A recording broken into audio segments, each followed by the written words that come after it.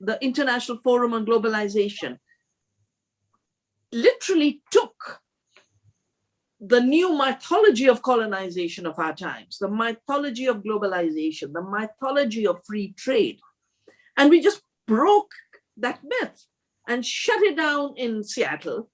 No, and you know, Seattle built on decades of work. Yeah. We were looking at the colonizing industrial system together. We are so privileged to have lived through a period where together we could make a big difference. With our work, it was so clear that the corporation itself is a machine, absolutely blindly focused only on profit for shareholders. And I think it's quite important that people focus on that structure, because otherwise they think, well, let's get some better politicians in place, let's get some better CEOs, and then everything will be all right. And of course it isn't.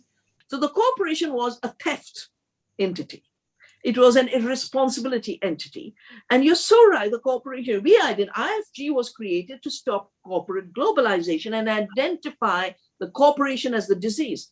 This particular issue of free trade treaties that have given corporations more and more power, we see, as I see it, this system taking over and creating this global system where the media and technology plays such a big role in shaping this global consumer monoculture, as you have also written about, this monoculture of the mind disseminated worldwide, creating everywhere a loss of self-esteem, a loss of cultural self-esteem, a loss of individual self-esteem, along with a loss of self-reliance.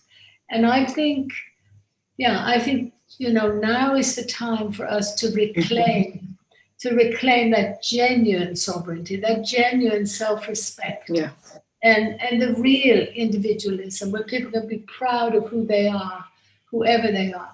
Yes, the structures that the colonizing men have created for extracting wealth and colonizing not just the third world, creating the third world, colonizing nature, colonizing women, colonizing all indigenous cultures. It's one colonization.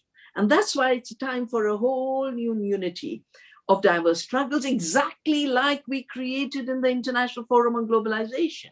We knew that if we don't join hands, there'll only be the colonizer story. How India became rich, how so-and-so became wealthy, how all the boats rose, and all of the rhetoric of that time, including, let's never forget, that as soon as we were successful in shutting down WTO in Seattle through democracy, Zolik wrote a piece in the International Herald Tribune that we were terrorists for questioning their new colonialism, Yeah, immediately as we were there demonstrating in Seattle, they sent out this message too about how undemocratic this was, that we, the people, were on the streets, that we were holding discussions about what this meant. They were on the inside telling our governments what to do. At that time, they wanted a world where corporations have privilege.